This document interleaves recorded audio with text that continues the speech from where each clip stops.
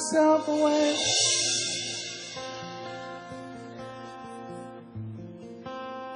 I give myself away so you can use me. I give myself away.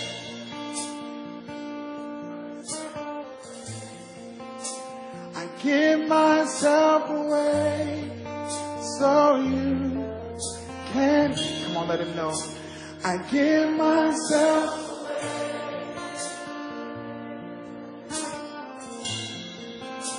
I give myself away so you.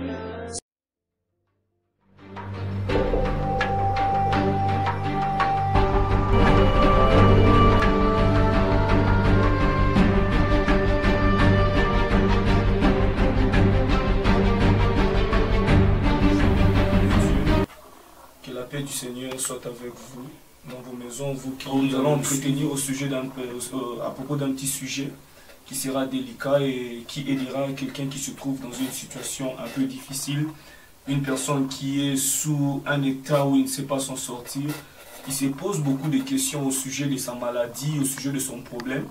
Et nous croyons que ces petits instants que nous allons partager ensemble sera un moment d'édification pour une personne, un moment de bénédiction, parce que la Bible déclare que vous connaîtrez la vérité et la vérité vous affranchira. C'est que le mot affranchir, en d'autres termes, veut dire rendre libre. C'est-à-dire que la vérité a en soi une puissance qui rend libre. La vérité contient en soi une puissance qui libère, une puissance qui délivre. C'est pourquoi aujourd'hui nous avons une petite vérité à vous annoncer, afin que tu puisses sortir de ton état où tu te trouves. Que tu sois malade, que tu aies un problème, je sais une chose, que Jésus-Christ est le même hier, aujourd'hui et éternellement. Il n'y a aucune situation que Dieu ne peut pas résoudre. Il n'y a aucune maladie que Dieu ne peut pas guérir. Il n'y a aucune maladie que Dieu ne peut pas guérir. C'est pourquoi aujourd'hui j'aimerais bien que nous puissions parler au sujet de la guérison divine comme une bénédiction rédemptrice, comme une bénédiction acquise pour nous l'Église, acquise pour nous le croyons. Que lorsque l'homme a péché, Dieu le chassa du jardin. Genèse 3, la Bible déclare que l'Éternel Dieu le chassa du jardin à cause du péché. C'est que le péché a produit deux conséquences dans la vie de l'homme. Le péché a produit un châtiment physique et un châtiment spirituel. C'est que lorsque Adam a péché, ou encore lorsque notre père Adam a péché, étant tous issus du péché adamique, il nous a fallu que nous puissions être rachetés de cet état. C'est pourquoi le péché ayant produit deux conséquences. La première conséquence que le péché a produit dans l'homme, nous avons l'égarement de l'esprit qui est une conséquence spirituelle du péché, ainsi que la conséquence physique du péché a produit la maladie. Nous voyons que la maladie remonte du péché. C'est pourquoi vous allez voir, même la Bible déclare dans le livre de Nombre 21 que lorsque le peuple d'Israël a murmuré contre Moïse, la Bible déclare que l'Éternel envoyant un serpent brûlant. C'est que lorsque le serpent brûlant venait, le serpent brûlant allait injecter sa piqûre dans la personne et la personne allait tomber malade. Mais la Bible déclare que Dieu dit à Moïse, tu élèveras un serpent, ça sera un serpent de rein. À tel point que lorsque une personne sera frappée par les serpents et lorsqu'il élèvera ses yeux vers des serpents de rein, il conservera la vie. C'est que nous arrivons à comprendre que le péché étant un châtiment physique de la maladie, la Bible déclare, ce que j'aime bien, parmi le nom rédempteur de Dieu, il y a deux noms rédempteurs qui s'attachent à la rédemption complète de l'homme. Parce que nous devons comprendre que la bénédiction, la guérison divine étant une bénédiction, mais elle tire sa source du salut. Parce que le salut en soi, la Bible déclare que nous sommes sauvés au travers de Jésus-Christ. C'est que lorsque dans Luc 1, la Bible déclare que Dieu a promis à Siméon que Siméon, tu ne mourras pas sans que tu aies vu le salut. Mais je me demande comment est-ce que Siméon allait-il voir le salut au travers de ses yeux? Je comprends que le salut est une personne. Parce que lorsque Siméon consacre Jésus, dans Luc 1, la Bible déclare que Siméon a déclaré que mes yeux ont vu le salut. C'est alors que Siméon mourut. Or, le salut en soi est littéralement traduit comme une délivrance, sozo. Et le mot sozo nous donne un aperçu général sur le salut, qui veut dire la délivrance par le paiement d'un prix, une délivrance, une liberté qu'on accorde à l'homme. C'est que le salut en soi, elle contient toutes les bénédictions rédemptrices. Aujourd'hui, nous allons parler simplement de la guérison divine étant une bénédiction du salut. Tant bien même, il y a beaucoup d'autres bénédictions qui tirent leur source du salut. Parce que dans le salut est contenu la prospérité, dans le salut est contenu la liberté, dans le salut est contenu la délivrance, dans le salut est contenu la guérison divine. C'est qu'aujourd'hui, nous allons parler simplement de la guérison divine étant comme une bénédiction rédemptrice attachée au salut. C'est que le malade, la personne qui souffre, doit comprendre que la maladie n'a pas la place dans son corps. La Bible déclare que Dieu a fait tomber sur Jésus nos iniquités et le châtiment qui nous donne la paix est tombé sur lui. C'est que la maladie était un châtiment. C'est que la maladie était un châtiment qui revenait sur l'homme. Et la Bible déclare qu'à la croix, Christ a porté nos maladies. C'est-à-dire que Yahweh Rapha a été l'Éternel qui nous guérit de toute maladie. C'est pourquoi j'aime le dire que Yahweh Rapha et Yahweh Tchikenu, l'Éternel et ma justice, ce sont les deux noms rédempteurs qui se rapprochent plus pour la rédemption de l'homme. C'est que puisque le péché a produit deux châtiments, nous avons l'égarement de l'esprit ainsi que la maladie. Lorsque Christ est venu, la Bible déclare qu'il nous a justifiés de tout ce dont la loi de Moïse n'a pas pu nous justifier. C'est-à-dire que Christ à la croix, premièrement, il nous a justifiés. C'est-à-dire du péché, c'est-à-dire le châtiment spirituel que le péché nous avait produit, cela nous a égarés. Mais Christ est venu, il nous a justifiés. Et deuxièmement, la Bible déclare qu'il nous a guéris de toute maladie. Voyez-vous, c'est-à-dire que ces deux attributs rédempteurs, Yahweh Rapha et Yahweh Tchikenu, ont marché ensemble pour que l'homme ait une délivrance totale. Ce que nous devons comprendre aussi, c'est que lorsque l'homme est pardonné, son péché, en fait, lorsque le péché de l'homme est pardonné, automatiquement, il est guéri. C'est pourquoi vous verrez que lorsque Jésus travaillait dans le ministère de la guérison divine, lorsqu'il faisait face à une personne qui était malade, après avoir prié pour lui, la Bible déclare qu'il lui disait que ses péchés sont pardonnés. C'est-à-dire que la guérison divine produit, en fait, le pardon de péché apporte la guérison divine. Et le malade qui me suit maintenant, il a droit à connaître que la maladie n'est pas la volonté de Dieu pour ta vie. C'est-à-dire que la maladie a été clouée à la croix avec le Seigneur Jésus-Christ. Puisque le châtiment du péché a été tombé sur Jésus-Christ, j'aimerais le dire, le châtiment a été tombé sur Christ. C'est alors que moi et toi, nous avons le droit de vivre en très bonne santé. Nous avons le droit d'avoir une santé heureuse. La Bible déclare même que la guérison divine est une bénédiction. Dieu dit au peuple d'Israël que je vous bénirai et j'éloignerai la maladie du milieu de vous. C'est-à-dire que la guérison divine est une bénédiction et une bénédiction que nous sommes porteurs. C'est-à-dire que tu n'as pas le droit d'être sur le lit d'un hôpital parce que Christ a porté sur lui ta maladie. Et lorsque les malades arrivent à voir la révélation concernant sa guérison divine, automatiquement la guérison divine se produit. Beaucoup de gens ne sont pas guéris parce qu'ils ont peu d'informations concernant leur guérison. C'est que la première des choses à faire avant de prier pour un malade, c'est de lui enseigner que la guérison divine est un acquis pour lui. À la croix, Christ lui a guéri. À Golgotha, Christ a porté le prix de son péché. Et cela lui a donné d'avoir possession de la guérison divine. Et si toi qui me suis maintenant, tu es sous un lit d'hôpital, tu es malade, tu es sous l'emprise du diable qui a produit la maladie sur ton corps, aujourd'hui je t'apporte la vérité qui est que Christ a payé les prix pour ta maladie. Tu n'as pas le droit d'être malade, tu n'as pas le droit d'être sous le lit de l'hôpital, quelle que soit ta maladie, quel que soit le nom de ta maladie. Aujourd'hui, les hommes de science nous donnent beaucoup de définitions par rapport à la maladie. On nous dit que chaque maladie a sa nomenclature. Mais moi, aujourd'hui, je viens de te dire que la seule nomenclature que moi, je peux nommer les péchés, c'est un démon. Or, la Bible déclare que je vous ai donné le pouvoir et l'autorité sur la maladie, sur les démons. C'est-à-dire la nomenclature de la maladie, c'est un démon. Et ayant l'autorité que Dieu nous a investie, nous avons l'autorité de s'opposer contre toute maladie qui dérange ta vie. Et toi qui me suis, que tu sois sur le lit d'un hôpital, que tu sois dans un lieu où la maladie t'oppresse, je t'apporte la bonne nouvelle que Jésus-Christ guérit encore toutes sortes de maladies. Que ta maladie soit incurable ou que ta maladie soit curable. Je sais une chose, que Christ n'a pas, face à Dieu, il n'y a pas d'impossible. Il continue toujours à guérir jusqu'à nos jours. La Bible déclare qu'il est le même hier, aujourd'hui et éternellement. Si hier il a guéri, aujourd'hui il peut encore guérir. Si hier il a guéri, aujourd'hui il peut encore guérir. Bien aimé, j'aimerais vous dire qu'à chaque fois que nous avançons, La science nous apporte beaucoup de noms de maladies. Nous avons la maladie le cancer, qui sont des maladies incurables, le cancer, le sida. Mais je sais une chose, que Dieu guérit toutes sortes de maladies. Et toi qui me suis maintenant, je t'apporte la bonne nouvelle, la connaissance de la vérité, que tu n'as pas droit d'être sur le lit d'hôpital où tu te trouves. Tu n'as pas droit d'être porteur de la maladie dont tu portes. Or, j'aimerais vous expliquer aussi, bien aimé, que la présence de la maladie dans un corps, c'est une vie qui se trouve dans votre corps. C'est pourquoi lorsqu'on chasse un démon, la maladie quitte le corps de la personne. Vous verrez s'il y avait un gonflement sur son corps, le gonflement disparaît. C'est-à-dire que la vie qui était dans une vie étrangère, j'aimerais dire, qui était dans le corps, dans le corps humain, cela disparaît.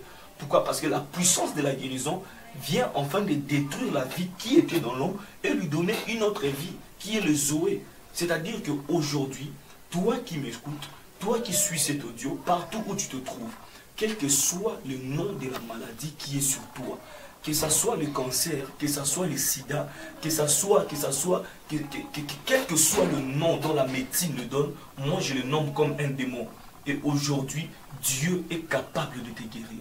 La guérison divine est une bénédiction qui t'appartient. Dieu t'a sauvé au travers de Jésus-Christ.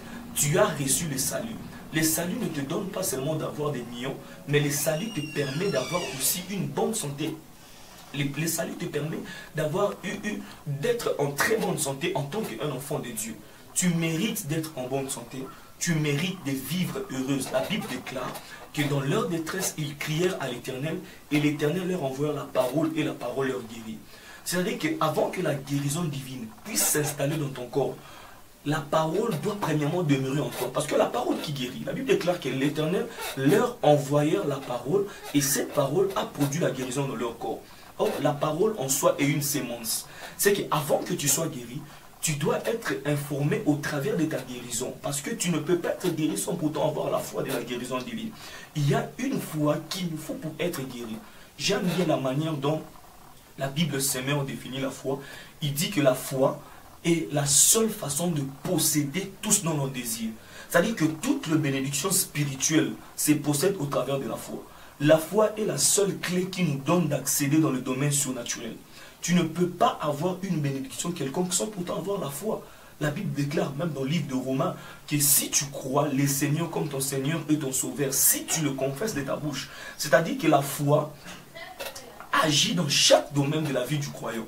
Si tu veux être béni, tu dois avoir la foi pour la bénédiction dont tu désires. Si tu veux être guéri, tu dois croire et confesser parce que notre vie est bâtie sur notre confession. Lorsque tu confesses ta maladie, tu demeureras toujours malade. Lorsque tu confesses ton péché, tu seras toujours pécheur et pourtant que Christ a tout accompli à la croix. Lorsque la Bible déclare que Christ a tout accompli, c'est une action déjà terminée. C'est-à-dire que Dieu ne reviendra plus encore pour te guérir parce qu'il t'a déjà guéri. Lorsqu'il nous arrive de prier pour un malade, d'imposer les mains pour un malade, les malades, au moment où l'on impose nos mains sur lui, le malade n'est pas guéri, j'aimerais l'expliquer, mais le malade reçoit sa guérison. Tu as été guéri il y a 2000 ans au bois du Calvaire. Mais lorsque j'ai prié pour toi et que tu sens qu'il y a un changement dans ton corps, c'est-à-dire que tu as reçu ta guérison qui a été déjà acquise il y a de cela 2000 ans au Calvaire. Ce que tu as besoin de faire, ou encore ce que tu as besoin de faire, c'est de croire. La Bible déclare dans le livre des Actes des Apôtres, pendant que Paul, l'un des apôtres, s'est dirigé dans une ville, il vit un paralytique. Mais j'aime ce que la Bible déclare. La Bible déclare que Paul a vu la foi dans les yeux de ces paralytiques. C'est-à-dire que la foi a des yeux, il y a des regards de foi. C'est que sans la foi, tu ne peux pas être guéri. Jésus-Christ guérit de toutes sortes de maladies à condition que toi, tu aies la foi que Christ est capable de te faire lever dans la situation où tu te trouves. Que la maladie soit une maladie générationnelle ou une maladie transgénérationnelle, la puissance de la guérison divine existe encore. Et je crois aujourd'hui que toi qui vas suivre cette audio, quelle que soit cette vidéo, j'aimerais le dire, quelle que soit la classe, la catégorie de la maladie où tu es, la médecine ne traite pas. Le médecin essaie d'administrer un produit afin de t'aider. Mais celui qui aide, celui qui guérit, c'est le Seigneur Jésus-Christ. Son nom est Yahweh Rapha, l'Éternel qui nous guérit de toutes sortes de maladies. C'est-à-dire que l'Éternel est le guérisseur. Tu souffres du sida, tu souffres du cancer, tu souffres de tension, tu souffres de l'estomac, tu souffres d'une maladie générationnelle. Face à Jésus, il n'y a pas de maladie générationnelle. La puissance de l'œuvre de la croix brise le loi des générations. Et il y a une seule bénédiction qui peut être transgénérationnelle. C'est la bénédiction d'Abraham. Parce que nous sommes fils d'Abraham et nous bénéficions de la bénédiction de notre Père. Je m'aimerais informer, toi qui m'écoutes maintenant, quelle que soit la maladie dont tu souffres, l'Éternel en a déjà payé le prix. J'aimerais illustrer un exemple. Vous savez, lorsque j'ai un compte en banque, on me donne un chéquier. Le chéquier représente mon compte. Lorsque je marche avec mon chèque à la poche, c'est-à-dire que le chèque représente mon compte. Que lorsque je signe un chèque et que tu l'amènes à la banque, on va te servir parce que le chèque représente mon compte. Lorsque Christ a payé le prix au bois du calvaire, il nous a donné le chéquier. Le chéquier que Christ nous a donné, c'est la foi. Lorsque je me lève avec le chéquier de la foi, je peux signer que cette maladie n'a pas le droit de rester sur mon corps. Automatiquement, la maladie ne va pas rester. Pourquoi? Parce que la foi est comme une clé qui nous donne accès au compte dont nous sommes porteurs. Et c'est maintenant, je viens t'informer, je viens te dire que Christ a tout payé pour toi. À la croix, tu as été libre, tu as été affranchi du péché, tu as été libéré du péché. Et aucune maladie n'a droit de rester sur ton corps. Peut-être le médecin t'a dit que le cancer est une maladie incurable. Je viens te dire que Jésus-Christ est le même hier, aujourd'hui et éternellement. Si tu me suis, tu es sur le lit d'un hôpital. Je prie et je déclare que la puissance de la guérison divine te localise là où tu es et que l'Éternel te retire de cette condition. Si tu es dans un lit d'hôpital, tu es sous une maladie dont la médecine a déclaré incurable, je t'invite à faire cette confession de foi avec moi. Fais simplement cette confession de foi avec moi. Seigneur Jésus, je reconnais que tu as payé les prix afin que je sois libre. La maladie n'a pas le pouvoir sur mon corps. Les cancers, le myome, les fibromes, le sida, l'Ebola, l'estomac, la tension n'a pas de droit sur mon corps. Même les infections urinales, même les cancers n'a pas de droit sur mon corps. Je confesse aujourd'hui que tu m'as déjà guéri. Et maintenant, je me lève avec la foi et l'autorité de la parole. Je déclare que je suis guéri. Je déclare que ma maladie est finie. Je déclare que le règne du diable n'a plus de pouvoir dans ma vie. Et maintenant, je me lève et je reçois ma guérison au nom puissant de Jésus-Christ. La seule chose que tu as à faire, c'est de confesser. Sans ta confession, tu ne seras pas guéri. Je peux prier pour toi, mais si tu ne crois pas, tu ne seras pas guéri. C'est pourquoi la parole, comme une sémence, a premièrement droit de prendre place en vous. Lorsque la parole prend place en vous, c'est alors que vous serez guéri. Aujourd'hui, nous devons comprendre que la guérison divine, le temps de la guérison divine n'est pas passé. Nous prêchons un plein évangile. Dans le plein évangile se trouve la guérison, le miracle, la délivrance et la prospérité. Ne prêchons pas seulement le miracle et la prospérité, prêchons aussi que Jésus-Christ guérit jusqu'à ce jour. Jésus-Christ est capable de te faire quitter de cet état où tu te trouves. Peut-être la médecine t'a déclaré que tu ne marcheras plus. Peut-être la médecine a dit que dans 2 jours tu mourras. Mais le livre de Psaume 103 déclare que je suis l'Éternel qui te guérit de toute maladie. Lorsque nous parlons de toute maladie, on fait face à toute catégorie de maladies dont tu es porteur. Aujourd'hui, le serpent de rein, qui est le Seigneur Jésus-Christ, est encore là. Il peut te guérir. La seule chose que tu as à faire, c'est de lever tes yeux vers les serpents de rein et tu recevras ta guérison divine. Tu as droit à avoir une très bonne santé. À chaque problème dans la vie est attaché une promesse. Tu ne vis pas sur la Bible. David est en train de dire que ta promesse me rend la vie. Je comprends que la vie est attachée à la promesse. C'est-à-dire qu'à chaque maladie, à chaque situation dans ta vie, il y a une promesse qui est attachée à cette maladie. Le problème que tu dois faire, c'est de t'élever et de prendre la bénédiction qui te convient, ou encore de t'élever, de t'acquérir de cette bénédiction. Car la guérison divine est un acquis du croyant. Dans le Nouveau Testament, j'aimerais le dire, dans le Nouveau Testament, tout enfant de Dieu a droit de prier pour les malades. La guérison divine, c'est un don qui se trouve à l'église. Dieu n'a pas donné la guérison divine à une personne. Tout enfant de Dieu qui est sauvé a ce don de la guérison divine, j'aimerais le dire. C'est à nous de croire, de s'élever et d'agir. C'est que Dieu t'a déjà tout donné. C'est à toi d'agir. C'est à toi d'agir et de confesser. Il y a la puissance dans la confession. Tu peux t'élever et confesser que je mets fin au sida dans ma vie. Tu seras guéri. Pourquoi? Parce que ta vie dépend de la confession que tu fais. Si tu confesses ta maladie, tu seras dans la maladie. La Bible déclare dans le livre de Romains qu'Abraham, sans regarder son corps usé, il a cru en celui qui avait fait la promesse parce qu'il savait que celui qui avait promis l'accomplira. Le problème avec nous, ce que nous devons faire, c'est de croire que Jésus est capable de me guérir. Je ne vois aucune maladie qui peut rester sur d'avoir une bonne santé. Je ne vois aucune maladie qui a le droit de rester sur ton corps. Et en ce moment que je suis en train de parler, je suis en train de prier que toute forme de maladie qui était sur ton corps, que cela te quitte au nom de Jésus-Christ. Parce que Christ est notre guérisseur. Son nom est Yahweh Rapha, l'Éternel qui me guérit de toute maladie. Il n'y a aucune maladie qui est incurable, bien-aimé. Dieu guérit encore. Jésus-Christ guérit encore. Il est le même hier, aujourd'hui, éternellement. Peut-être tu es malade. Tu me suis sur un lit d'hôpital. Tu me suis dans une condition difficile. Peut-être je ne peux pas t'atteindre. Quel que soit le médium, quel que soit l'appareil que tu utilises pour me suivre, je suis venu te communiquer une bonne nouvelle. C'est que l'évangile que nous prêchons est un évangile qui guérit. L'évangile que nous prêchons, c'est l'évangile de la guérison. Tu as droit d'être guéri en ce moment que je parle. Tu as droit d'être en bonne santé. Même si tu es stérile, tu as droit de concevoir. Parce que nous sommes Israël spirituel. Nous avons droit à toutes les promesses que Dieu a faites à Israël. La Bible déclare qu'à Israël, il n'y aura pas de femmes stériles. C'est-à-dire que tu as droit de concevoir. Et je parle à toute forme de stérilité qui bloque ta vie. À toute forme de stérilité qui stagne sur ta vie. Peut-être tu as commis une faute. La Bible déclare que tous qui sont en Christ sont une nouvelle créature. Lorsque tu te réponds, toutes choses deviennent passées dans ta vie. Et quelle que soit la forme de la stérilité qui te couvre, la honte qui te couvre, l'opprobre qui te couvre, la maladie qui te couvre, je déclare par le nom puissant de Jésus que tu sois complètement guéri maintenant. Que tu sois complètement guéri maintenant. Que tu sois sur le lit d'hôpital, je déclare maintenant que tu te lèves et que tu sois en bonne santé. Je te communique la bonne santé au nom de Jésus.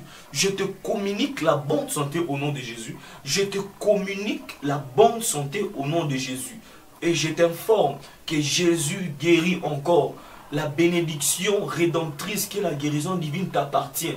Tu n'es pas seulement sauvé pour avoir des millions, tu n'es pas seulement sauvé pour avoir des miracles, mais tu es sauvé pour être en bonne santé. La Bible déclare que l'Éternel leur envoie la parole et la parole leur guérit. Et aujourd'hui, je suis en train de te communiquer une parole qui guérit. C'est-à-dire que Jésus-Christ est le même hier, aujourd'hui et éternellement. Si tu crois, tu seras guéri. Si tu le crois, tu seras guéri. Quelle que soit la forme de la maladie, tu seras guéri. Parce qu'à la croix, il a crié, tout a été accompli. C'est-à-dire que la guérison a été accomplie à la croix. C'est-à-dire que la prospérité a été accomplie à la croix. Et Dieu, la Bible déclare que nous prêchons l'évangile du salut. C'est-à-dire que l'évangile libère. L'évangile a une puissance de la liberté. Et si tu es malade pendant que tu m'écoutes, si tu es malade pendant que tu me suis, si tu es stérile pendant que tu me suis, que l'Éternel t'affranchisse au nom de Jésus. Que la vérité dont je te communique aujourd'hui, que cela te rende libre au nom de Jésus. J'aimerais te dire ceci, que ta vie dépend de ta confession. Si tu le confesses que Jésus-Christ est ton guérisseur, tu seras guéri. Si tu le confesses que Jésus-Christ est capable de te guérir, pourquoi seras-tu encore malade? Je ne vois pas aucune maladie qui a le droit de rester sur ton corps. Parce que Christ en a payé les prix. Si tu es malade, peut-être parce que tu es encore ignorant ou ignorante, j'aimerais le dire. Mais aujourd'hui, je t'informe que Jésus-Christ t'a déjà guéri. La guérison est une action déjà accomplie. Et c'est une bénédiction que Dieu a donnée à l'Église. C'est une bénédiction que Dieu nous a donnée. En tant qu'enfants de Dieu, nous avons le droit d'être en bonne santé. Nous avons le droit d'être en bonne santé. Le problème, c'est à toi de croire. C'est à toi de confesser. Tu te réveilles le matin, confesse que je suis en bonne santé. Tu te réveilles le matin, confesse que je suis en bonne santé. Quels que soient les symptômes qui traînent encore, Jésus t'a déjà guéri. Quels que soient les symptômes que tu vois, Jésus t'a déjà guéri. Tu as été guéri il y a 2000 ans au bois du Calvaire et aujourd'hui tu as droit de bénéficier de ta guérison divine. J'aimerais prier pour toi qui me suis. J'aimerais prier pour toi qui suivras cet audio. Que le Dieu dont nous sommes serviteurs te rende libre au nom de Jésus. La Bible déclare que je vous donne le pouvoir sur la maladie. Et ayant le pouvoir sur la maladie, Je déclare que toi qui me suis, si tu étais malade, que l'Éternel te libère de cette maladie au nom de Jésus. Je parle au cancer qui est sur ta vie, que le cancer te quitte au nom de Jésus. Je parle à toute forme d'infirmité qui est dans ton corps, que cela te libère au nom de Jésus. Si tu es paralysé, je parle à l'infirmité, que cela te libère au nom de Jésus. Par la puissance de l'œuvre de la croix, je te déclare libre. Puisque Yahweh Rapha t'a guéri, je te déclare libre au nom de Jésus. Je te déclare libre au nom de Jésus, libre de ta maladie, libre de ton infirmité, libre du cancer, libre du sida, libre de la pneumonie, libre de l'AVC. Que le Seigneur te guérisse et qu'il rende encore ton corps fort. Puisque la promesse t'appartient, j'aimerais te fortifier. Confesse ta guérison, confesse que Dieu t'a guéri et tu verras cela s'accomplir. Que le Seigneur... I give myself away.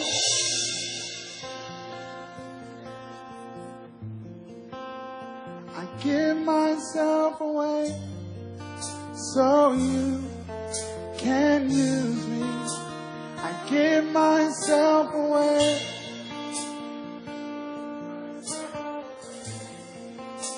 I give myself away so you can. Come on, let him know. I give myself.